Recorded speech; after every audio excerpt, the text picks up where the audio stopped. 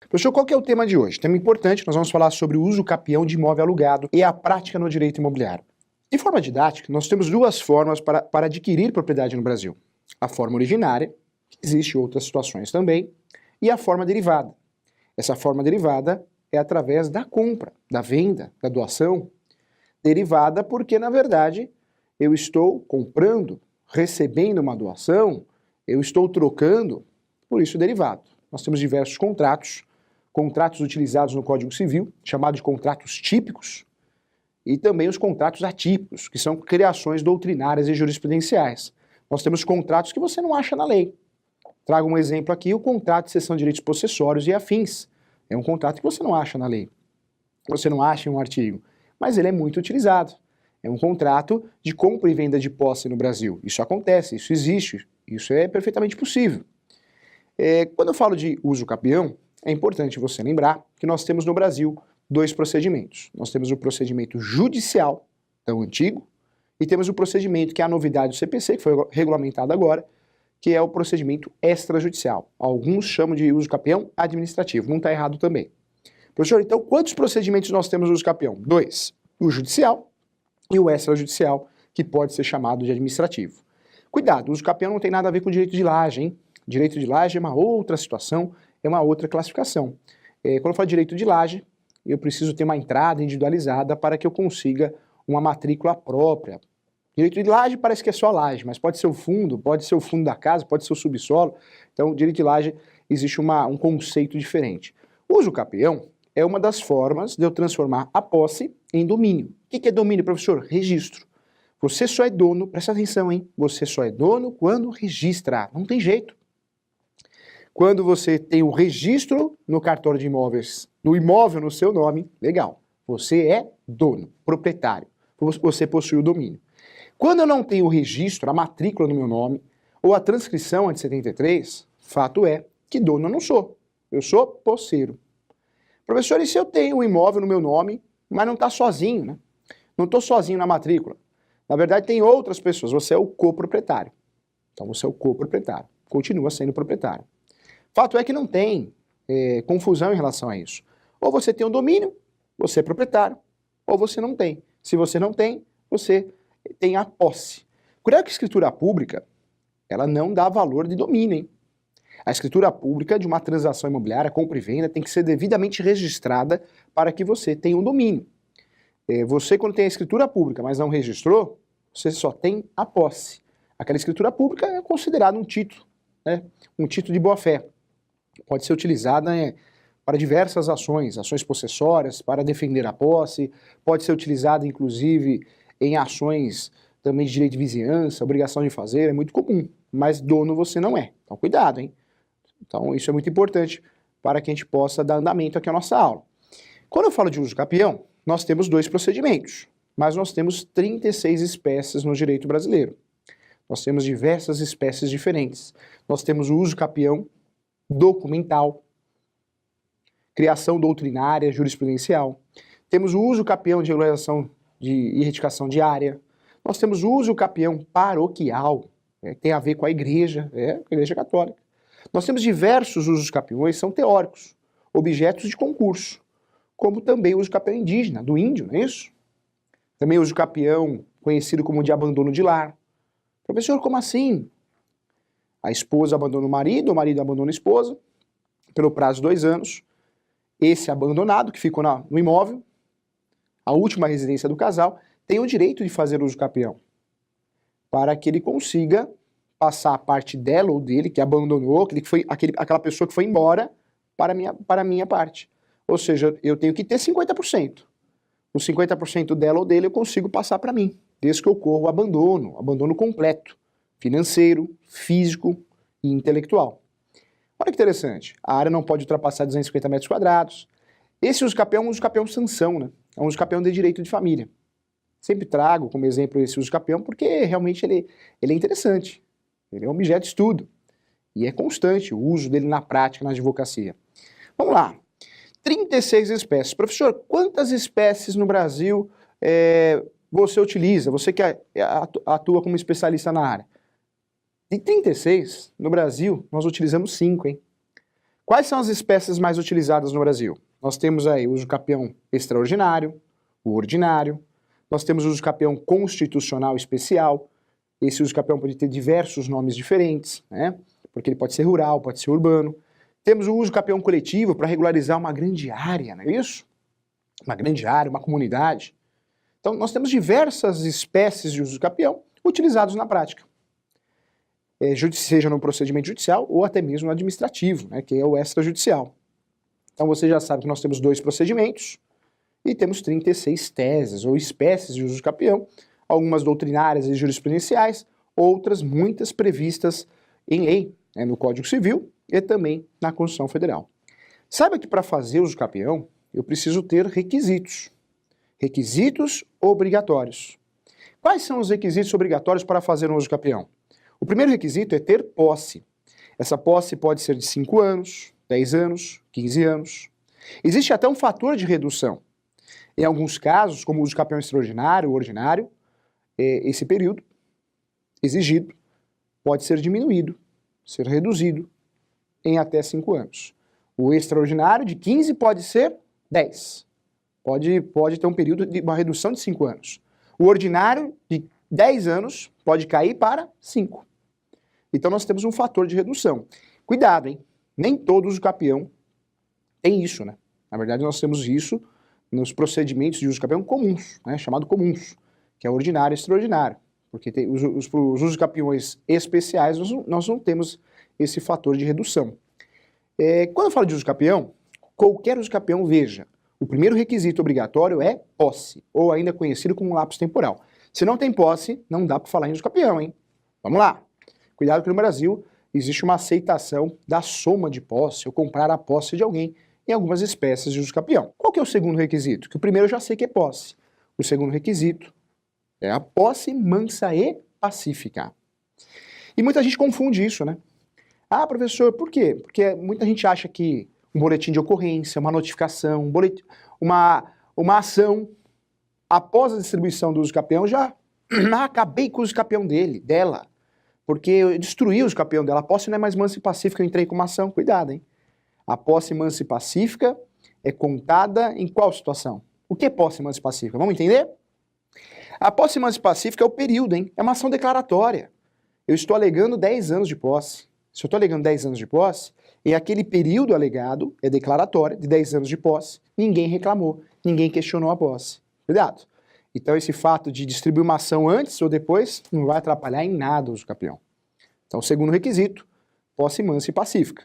Primeiro requisito, a posse, o lapso temporal. E o terceiro, professor? Fala o terceiro, eu quero saber, vou falar. O terceiro requisito é o animus domini, né? Animus domini. Que isso, animus domini quando eu falo, né?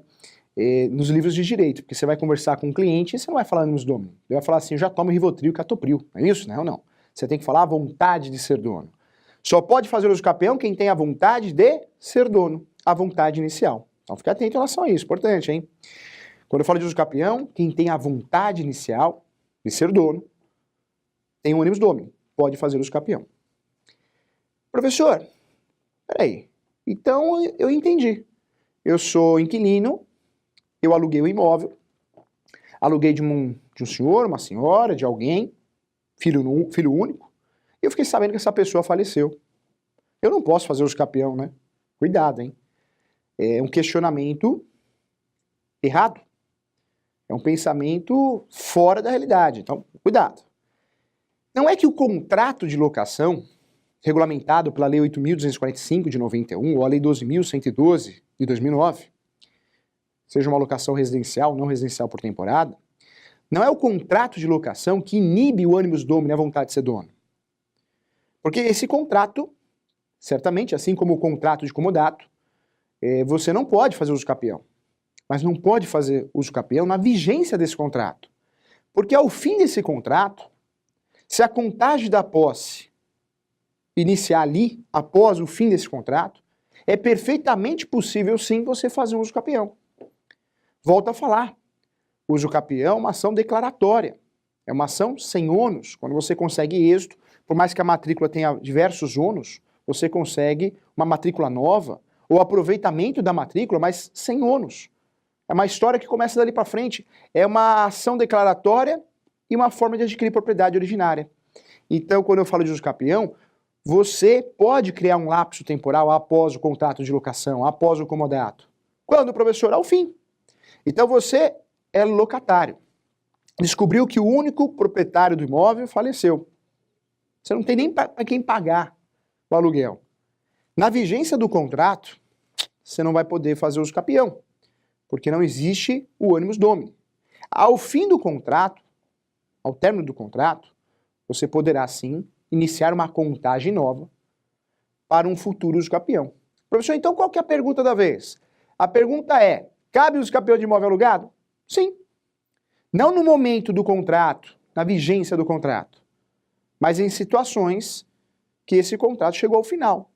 Então, o contrato de locação vigente tira realmente o animus domini, a vontade de ser dono, a vontade inicial. Mas se esse contrato chegou ao fim e o inquilino continua na posse e não tem para quem pagar, começa uma contagem nova, é perfeitamente possível um uso capião e um uso capião que você vai ter êxito. Então cuidado, né? Muitas vezes a gente amarra as informações. Precisa existir um raciocínio lógico, né?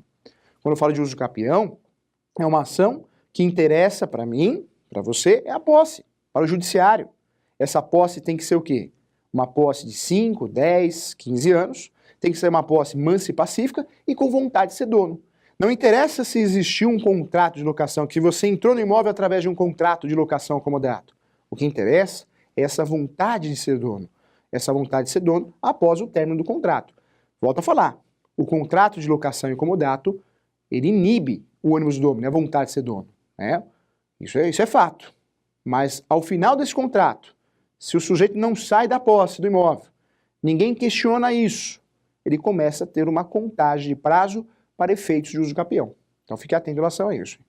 Em qualquer uso capião, nós temos os documentos obrigatórios, claro que isso depende de cada estado, muitas vezes um juiz tem um entendimento diferente, isso é perfeitamente possível, mas quando eu falo de uso capião, tem que ter planta, memorial descritivo, certidão de propriedade, é importante que tenha testemunhas, é importante também pedir a citação dos confrontantes, a manifestação, sim, do Ministério Público, da União, do Estado, do município. É importante também solicitar, lá no pedido, solicitar que seja feita a emissão de um documento, né, um mandado judicial, para que seja aberta uma nova matrícula, ou ainda aproveitada a matrícula, mas uma devida averbação da sentença de uso capião. Posso aproveitar a matrícula também, depende de cada estado, do entendimento do oficial do cartório. Então, interessante, hein?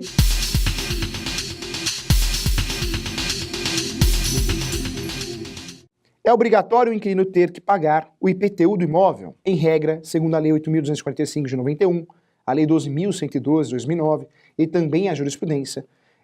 Para que o inquilino seja obrigado a pagar, precisa ser pactuado. Se não está no contrato, a obrigação é de quem? Do locador. O locador que tem a obrigação de pagar IPTU e condomínio, hein? Inclusive taxa de boleto.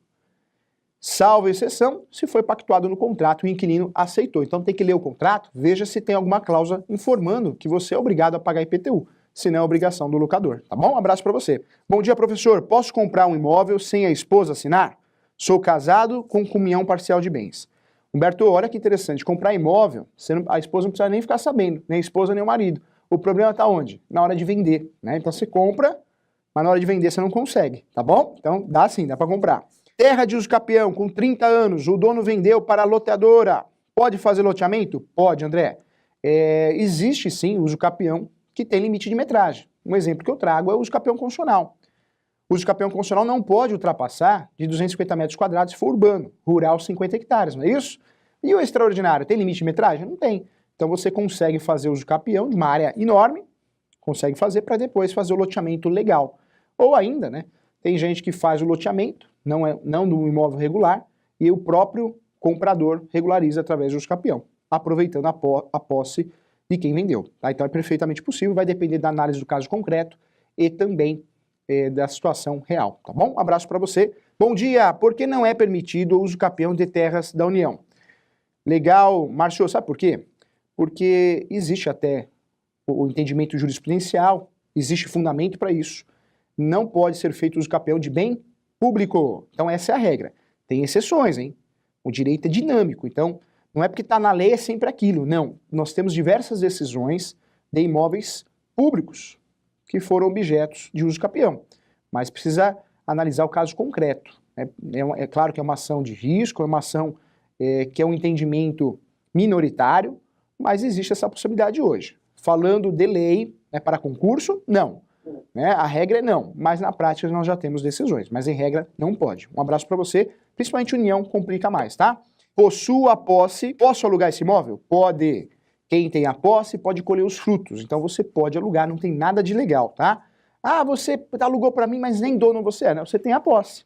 Então é perfeitamente possível, não dá para falar que não pode alugar porque o imóvel não está regular. Claro, se você aluga um imóvel, uma locação comercial, você vai ter dificuldade se você não tem um imóvel regular para alugar esse imóvel, porque a franquia, um exemplo da franquia, ele exige o quê? A averbação do contrato de locação, para proteger o direito de preferência.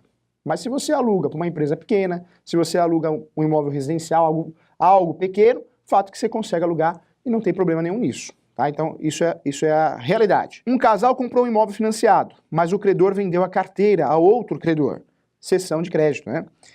Que nunca enviou cobranças. Isso há mais de 20 anos. Cabe uso capião? Fernando, cabe uso capião sim, só que precisa tomar cuidado. Nós temos algumas instituições, alguns contratos que proíbem, né? Algumas decisões que realmente não autorizam o uso capião quando existe um financiamento da própria pessoa. Mas se você é um terceiro que comprou o imóvel de alguém que tinha esse imóvel financiado, é perfeitamente possível o uso capião, mas tem que ser feita uma análise no caso concreto, porque aí nós temos diversas brechas, né? Diversos julgamentos diferentes. Então, é importante que nesse caso específico seja feita uma análise do caso concreto, tá bom? Em regra, não, se for o próprio consumidor que financiou, ele não consegue fazer uso capião. Se ele passou a posse para outro, o outro consegue, porque é uma posse de outra pessoa que não tem nada a ver com o objeto de financiamento. Porém, nós temos as exceções também. Legal, boa pergunta, um abraço para você, Fernando. Quanto ao contrato de locação, entendi que depois de prazo estipulado, começa a contagem para possível uso capião. Perfeito, Ângela, é isso mesmo. Tem muita gente, colega advogado, né? Não faça uso capião porque você era inquilino. Não é assim, tem que analisar com calma, com amor. Calma, sem estresse e ansiedade, não é isso? Olha, você entrou no imóvel como locatário, mas o contrato faz 10 anos que chegou ao fim, o que aconteceu? Sumiram os proprietários. É perfeitamente possível, é uma posse nova, tá? Então, claro que a locação e o comodato, ele inibe o ônibus do homem, mas naquele momento de vigência. Posterior a isso, começa a contar uma posse nova, tá bom? Esse é o entendimento jurisprudencial pacificado, hein? Então, comodato é a mesma coisa, é a mesma regra. Qual que é a diferença do comodato, hein, para a locação? O comodato é um empréstimo gratuito.